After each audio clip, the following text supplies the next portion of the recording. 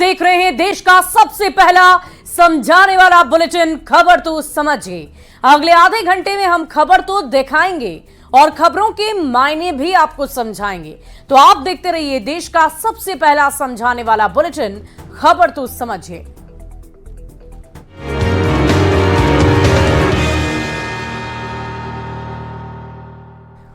और बिहार में हुई आपराधिक घटनाओं पर तेजस्वी यादव ने सवाल खड़े कर दिए हैं, जिसके बाद सियासत काफी गर्म हो गई है। डिप्टी सीएम सम्राट चौधरी ने तेजस्वी को जवाब दे दिया है। सम्राट चौधरी ने कहा है कि सरकार अपराधियों को बचाने वालों में से नहीं है, अपराधियों पर सख्त कार्रवाई होगी। अपराधियों को छिपाकर रखने वाली पार्टी आरजेडी है। बिहार में क्राइम पर सियासी उबाल, तेजस्वी का सरकार से सवाल, सम्राट का करारा जवाब।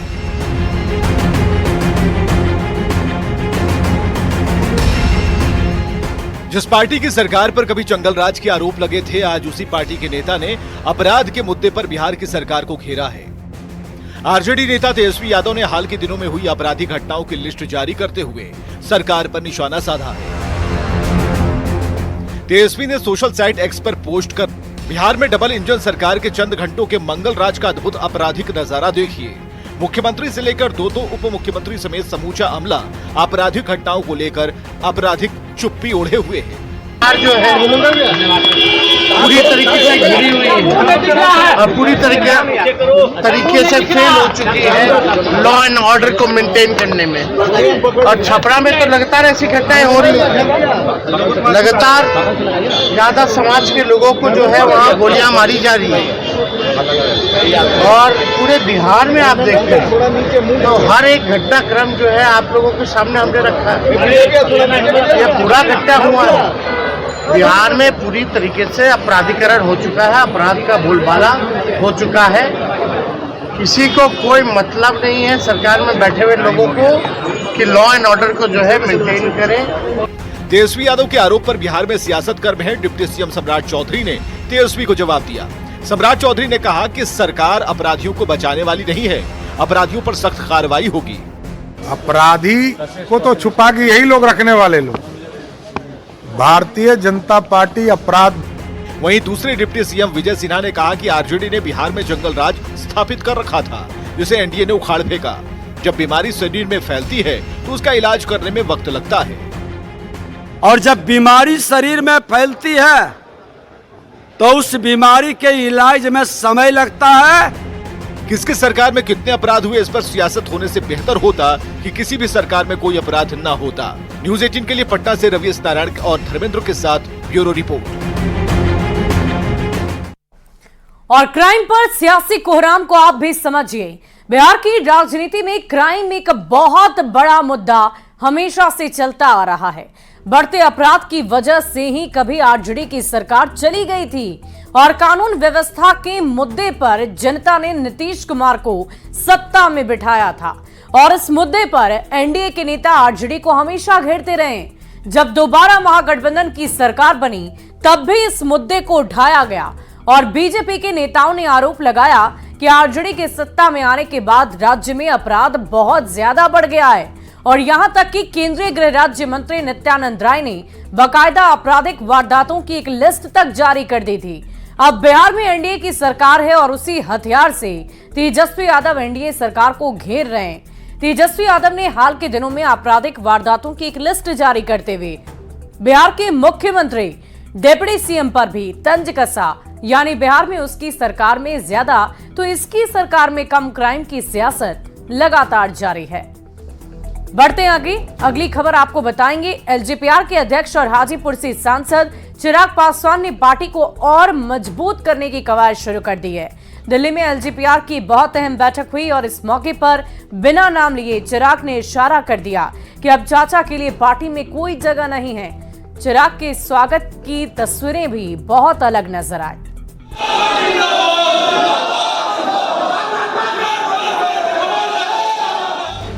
समय का चक्र कैसे 3 साल में 360 डिग्री घूम गया, वो इन दो तस्वीरों से समझिए। गाजे बाजे के साथ चिराग पासवान का स्वागत हो रहा है, लोग उनके शान में कसीदे पढ़ रहे हैं, मंत्री का पदभार संभालने की बधाई दे रहे हैं।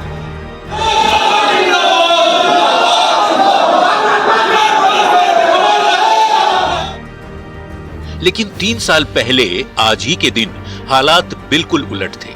तारीख थी 13 जून 2021। इसी दिल्ली में लोक जनशक्ति पार्टी के टूटने की खबर मीडिया में आने के बाद चिराग पासवान अपने चाचा को मनाने उनके सरकारी आवास पर पहुंचे थे। चिराग आधे घंटे तक गेट के बाहर इंतजार करते रहे, लेकिन चाचा पशुपति पारस के घर का दरवाजा नहीं खुला और जब आधे घंटे बाद घर में एंट्री मिली भी तो चाचा पशुपति पारस घर पर नहीं मिले। उस दिन पार्टी टूटी थी, बल्कि परिवार भी टूटा था। वो दिन हम सबके लिए एक कठिन दिन था। अब 3 साल बाद हालात बदल गए हैं। तब पार्टी टूटने के बाद चिराग अपनी पार्टी के अकेले सांसद बच गए थे, लेकिन आज चिराग ने न सिर्फ अपनी पार्टी को 1 से 5 सांसद वाली पार्टी बना दिया, बल्कि वही मंत्रालय हासिल कर लिया जो पार्टी तोड़ने के बाद उनके चाचा को मिली थी। कोई और नहीं, एक शेर का बेटा चिराग पासवान चिराग के मंत्री बनने के बाद पशुपति पारस ने सोशल मीडिया साइट एक्स पर चिराग को बड़ा बेटा बताते हुए पोस्ट लिखा। पारस ने लिखा, केंद्रीय मंत्री के रूप में मेरा पूर्व पदभार संभालने पर बड़े बेटे चिराग पासवान को हृदय तल से बधाई और अनंत शुभकामनाएं। पशुपति पारस के पोस्ट को समय का चक्र घूमने के बाद भतीजे से संबंध सुधारने की कोशिश की तौर पर देखा जा रहा है, लेकिन चिराग ने बिना नाम लिए ये इशारा दे दिया कि अब इस नए बंगले में चाचा के लिए नो एंट्री है। कई अपने इस मौके की तलाश में थे कि पार्टी गलती करे, परिणाम में कोई चूक हो और हम लोग इनके सर पर चढ़े। लोकसभा चुनाव में जबरदस्त प्रदर्शन करने के बाद चिराग अपनी पार्टी को और आगे बढ़ाने में लगे हैं। कामयाबी कितनी मिलती है ये तो वक्त बताएगा। फिलहाल चिराग की चांदी है और चाचा अकेले। न्यूज़ 18 के लिए दिल्ली से अमितेश सिंह के साथ ब्यूरो रिपोर्ट। और चाचा को चिराग का नो वाला संदेश भी समझ लीजिए। 8 अक्टूबर 2020 को रामविलास पासवान का निधन हुआ और अगले ही साल 2021 में उनकी पार्टी यानी कि लोजपा टूट गई। पशुपति पारस ने 5 सांसदों के साथ अपनी एक अलग ही पार्टी बना ली और चिराग पासवान रह गए अकेले। टूट की वजह थी एलजेपी का नाम और सिंबल, और इन दोनों ही चीजों को छीन लिया गया। चिराग पासवान को भावनात्मक रूप से बहुत चोट पहुंची और चिराग ने तमाम तरह की मुश्किलों से लड़कर दोबारा पार्टी को खड़ा किया। चिराग उस दौर को भूल नहीं पा रहे हैं और यही वजह है कि चिराग पासवान ने बिना नाम लिए चाचा पशुपति पारस को ना बोल दिया है।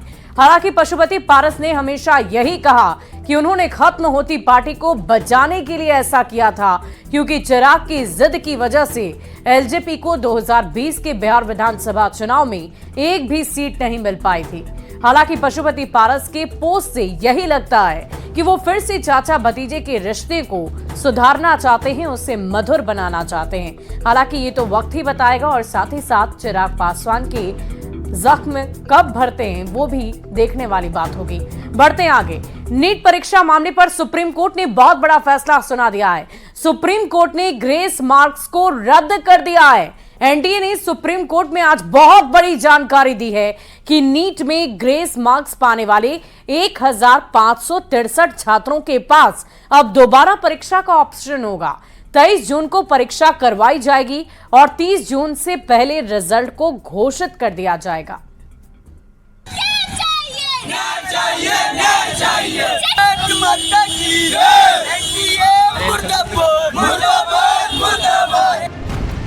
नीट विवाद पर सुप्रीम आदेश।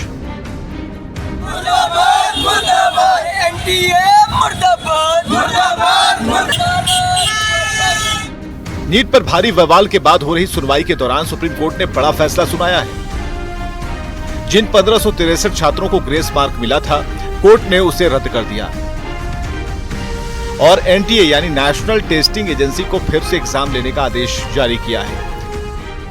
कोर्ट ने ये बोला कि ठीक है, जितने भी स्टूडेंट्स ने जिनको ग्रेस मार्क्स अवार्ड हुए हैं ये सब दोबारा से अपीयर होंगे 23 जून को और इनका रिजल्ट 30 जून को डिक्लेयर किया जाएगा।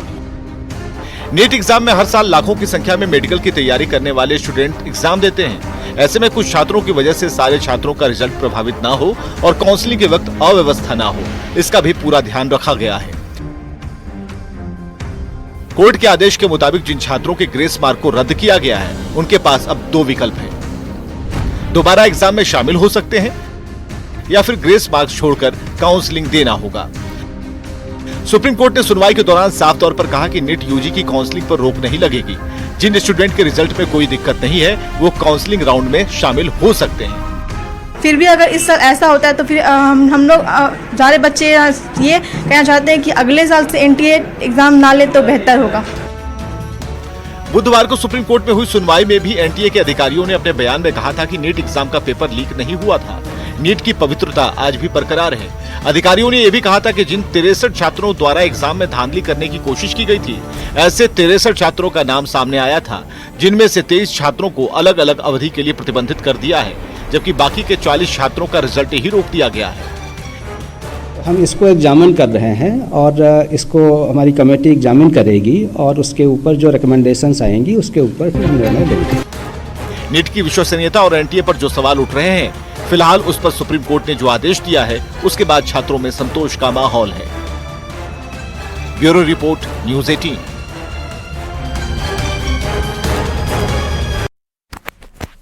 और चलिए अब आपको बताते हैं कि आखिर इस पूरी परीक्षा जो देश भर में ली जा रही है, डॉक्टर बनना चाहते हैं ये बच्चे ही इस परीक्षा पर सवाल आखिर क्यों उठा रहे हैं। दरअसल दो छात्रों को 718 और 719 अंक मिले।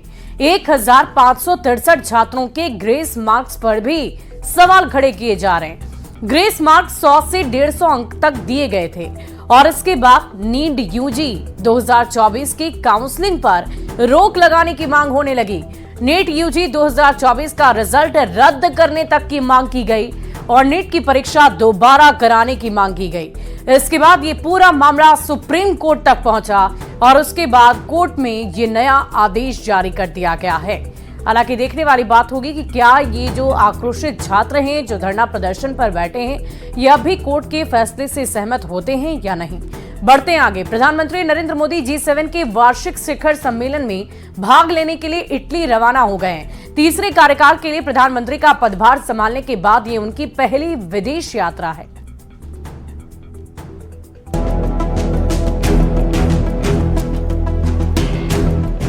नौ जून को अपनी तीसरी पारी शुरू करने के बाद 13 जून को प्रधानमंत्री मोदी पहली विदेश यात्रा पर रवाना हुए।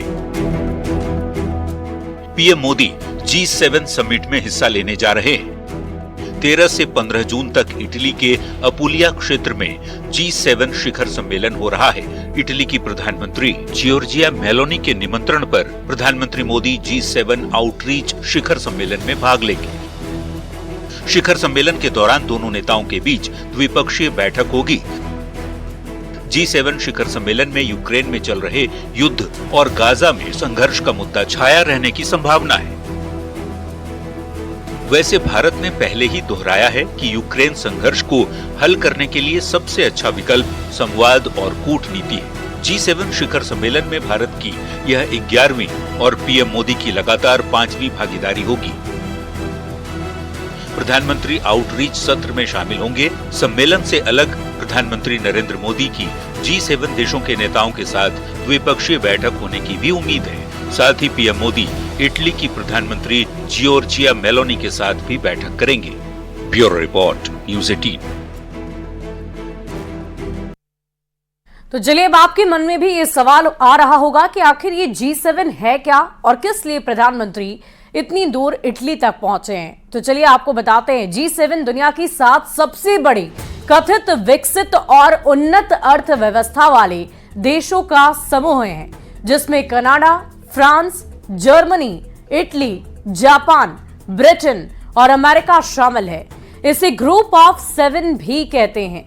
समूह खुद को कम्युनिटी ऑफ वैल्यूज यानी कि मूल्यों का आदर करने वाला समुदाय मानता है। स्वतंत्रता और मानव अधिकारों की सुरक्षा, लोकतंत्र और कानून का शासन और समृद्धि और सतत विकास इसके बहुत ही प्रमुख सिद्धांत हैं। लेकिन अब सवाल ये भी है कि ये तो सिद्धांत है, इसकी इस समुदाय की तरफ से क्या कुछ किया जाता है। शुरुआत में ये 6 देशों का समूह हुआ करता था, जिसकी पहली बैठक 1975 में हुई थी और इस बैठक में वैश्विक आर्थिक संकट के संभावित समाधानों पर भी विचार विमर्श किया गया था। अगले साल कनाडा में इस समूह में उसे भी शामिल किया गया, यानी कि 6 देशों में कनाडा भी शामिल हुआ और इस तरह ये कुल मिलाकर G7 बन गया। G7 देशों के मंत्री और नौकरशाह आपसी हितों के मामलों पर चर्चा करने के लिए हर साल हर वर्ष मुलाकात करते हैं। प्रत्येक सदस्य देश बारी बारी से इस समूह की अध्यक्षता करता है और 2 दिवसीय वार्षिक शिखर सम्मेलन की मेजबानी करता है। ये प्रक्रिया एक चक्र में चलती आ रही है और चलती रहती है। ऊर्जा नीति, जलवायु परिवर्तन, HIV, एड्स और वैश्विक सुरक्षा जैसे कुछ खास ऐसे विषय हैं, ऐसे मुद्दे हैं जिन पर पिछले शिखर सम्मेलनों में चर्चा हुई थी। शिखर सम्मेलन के अंत में एक सूचना भी जारी की जाती है, जिसमें सहमति वाले बिंदुओं का जिक्र होता है। सम्मेलन में भाग लेने वाले लोगों में G7 देशों के राष्ट्र प्रमुख, यूरोपियन कमीशन और यूरोपियन काउंसिल के अध्यक्ष शामिल होते हैं। उम्मीद है कि ये जानकारी आपके लिए अच्छी रही होगी, महत्वपूर्ण रही होगी। और देखिए, इसी बीच एक बहुत बड़ी खबर सामने आ रही है। के पाठक का तबादला हो गया है। देखिए, शिक्षा विभाग के ACS रहे हैं के पाठक इन दिनों छुट्टी पर चल रहे हैं और उनके विभाग को बदल दिया गया है। राजस्व विभाग में उनकी तब्दीली हुई है, राजस्व विभाग में वो कार्यरत होंगे। इस वक्त की बहुत बड़ी खबर आपको बता रहे हैं, के पाठक जो शिक्षा विभाग के ACS हुआ करते थे, इन दिनों छुट्टी पर चल रहे हैं। उनकी जगह ACS S सिद्धार्थ ने ली है, लेकिन अब उनके विभाग को ही बदल दिया गया है। राजस्व विभाग में उनका तबादला हुआ है। आपको बता दें कि लगातार उनके